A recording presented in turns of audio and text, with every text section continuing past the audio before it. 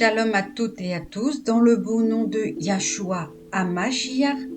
Aujourd'hui, lecture dans Bemidbar pour la paracha Matot, chapitre 30, verset 2 à chapitre 32, verset 42. Aujourd'hui, lecture de Matot, chapitre 30, verset 2. Moshe parla aux chefs des tribus des bénis Israël en ces termes. Voici ce qu'a ordonné Yahweh.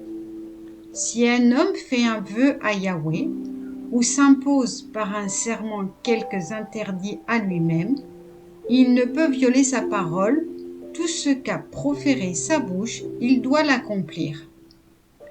Pour la femme, si elle fait un vœu à Yahweh ou s'impose une abstinence dans la maison de son père pendant sa jeunesse, et que son père, ayant connaissance de son vœu ou de l'abstinence qu'elle s'est imposée, garde le silence vis-à-vis d'elle, ses vœux, quels qu'ils soient, seront valables.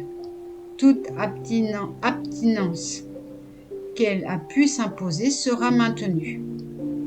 Mais si son père la désavoue le jour où il en a eu connaissance, tous ses vœux et les interdictions qu'elle a pu s'imposer seront nuls. Yahweh lui pardonnera, son père l'ayant désavoué.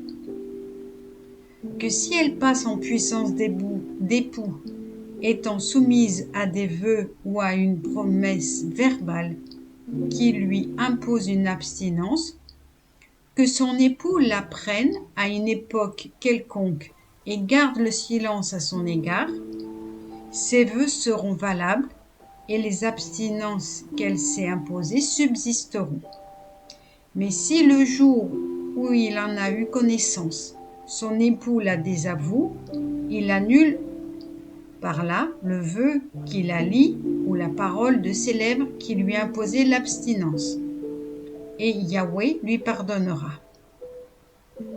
Quant au vœu d'une femme veuve ou répudiée, tout ce qu'elle s'est imposé sera obligatoire pour elle.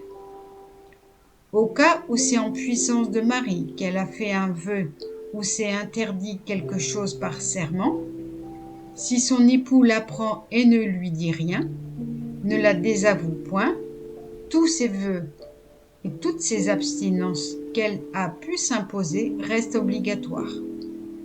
Si au contraire son époux les annule le jour où il en a eu connaissance, tout ce qu'a proféré sa bouche, soit vœu, soit interdiction personnelle, sera sans effet. Son époux les a annulés. Elohim sera indulgent pour elle. Tout vœu, tout serment d'abstinence tentant à mortifier la personne, l'époux peut les ratifier ou il peut les rendre nuls. Si son époux ne s'en explique pas à elle du jour au lendemain, il sanctionne ses vœux ou les abstinences auxquelles elle s'est soumise parce qu'il s'est tu lorsqu'il a eu connaissance. Que s'il les invalidait après qu'il en ait eu connaissance, sa faute à elle retomberait sur lui. Telles sont les règles que Yahweh avait prescrites à Moshe sur les rapports entre l'homme et sa femme, entre le père et sa fille adolescente, dans la maison paternelle. Amen.